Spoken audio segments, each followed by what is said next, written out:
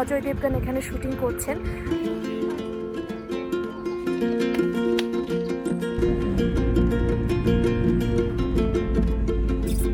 আজ হচ্ছে আমার ভ্রমণের দ্বিতীয় দিন এবং আমি বের হয়েছি সোনমার্গ যাওয়ার উদ্দেশ্যে। এবং আপনাদের জানাতে চাই যে আমি এই পুরো ট্রিপটাই হচ্ছে লোকাল যানবাহনে করে করার প্ল্যান করে এসেছি। শ্রীনগর আপনি লোকাল সাইট সিইং করতে গেলে খুব সহজেই স্মার্ট সিটির আওতায় যে শ্রীনগরের রেড বাস সার্ভিসগুলো রয়েছে এগুলো করে আপনারা বিভিন্ন জায়গায় চলে যেতে পারবেন 20 থেকে 25 রুপির মধ্যে। তো আমি উঠেছি মমতা চকে। সেই মমতা চক থেকে এই হজরতপাল দরগায় আসতে আমার ভাড়া পড়েছে 20 রুপি।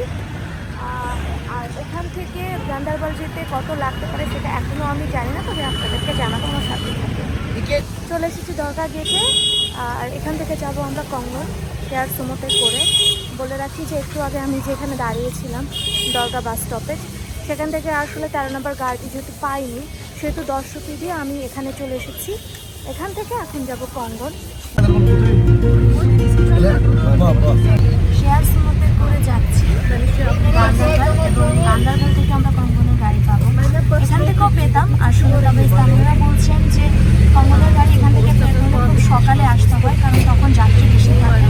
এখন যাত্রী কম দিলে গাড়িও খুব একটা নেই। তো সময় নষ্ট করার চাইতে গান্দারবাল চলে যাওয়া ভালো। আমরা গান্দারবালে শেয়ার সুমোতে করে চলে যাচ্ছি। এখান থেকে গান্দারবালে গাড়ি হচ্ছে 12 কিলোমিটার এবং ভাড়া পড়ছে 30 রুপি। আমরা এখন গান্দেরবাল ডিস্ট্রিক্টের মধ্যে করেছি। এটা হলো গান্দেরবাল ট্যাক্সি স্ট্যান্ড। এখান থেকে আমরা যাব কঙ্গন। তো আমি অপেক্ষা করছি সুমো ট্যাক্সির জন্য। সো আমি গাড়ি তুলছি। গান্দেরবাল ট্যাক্সি স্ট্যান্ড থেকে কঙ্গনের উদ্দেশ্যে যাত্রা শুরু করেছি। এখান থেকে কঙ্গনের যেতে আমাদের সময় লাগতে পারে 20 থেকে 30 মিনিট। ভাড়া পড়ছে 50 রুপি এবং সেখানে নেমে আমরা যাব সোনমার্গ।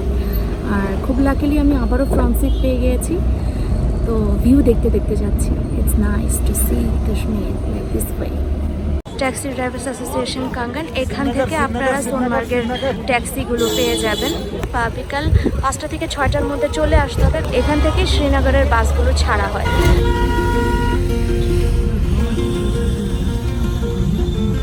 দারুণ একটি বিষয় ঘটেছে কঙ্গন থেকে সোনমার্গে আসার পর।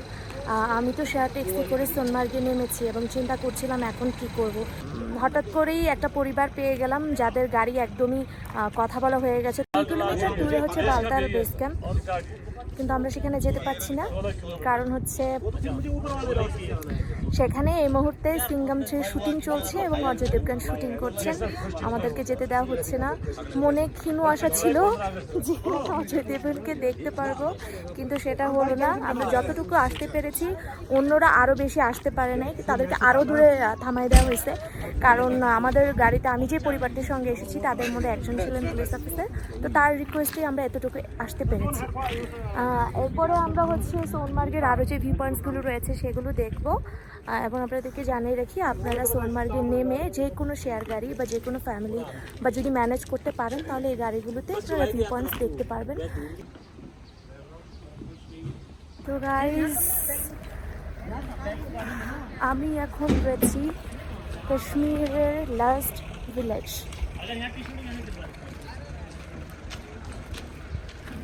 This is the one of the main viewpoint of Sonamarg.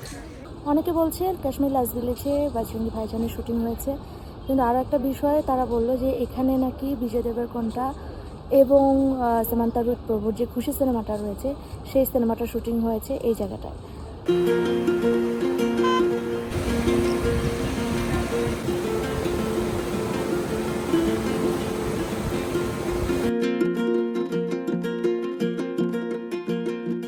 সোমবার থেকে আমার হচ্ছে লোকাল ট্যাক্সিতে করে শ্রীনগর যাওয়ার প্ল্যান ছিল, কিন্তু আমি যে পরিবারটির জন্য সোমবারের পয়েন্টগুলো ঘুরলাম তাদেরই সঙ্গে হচ্ছে তারা হচ্ছে আমাকে লিড করে তাদের সঙ্গে আমি যাচ্ছিলাম শ্রীনগর।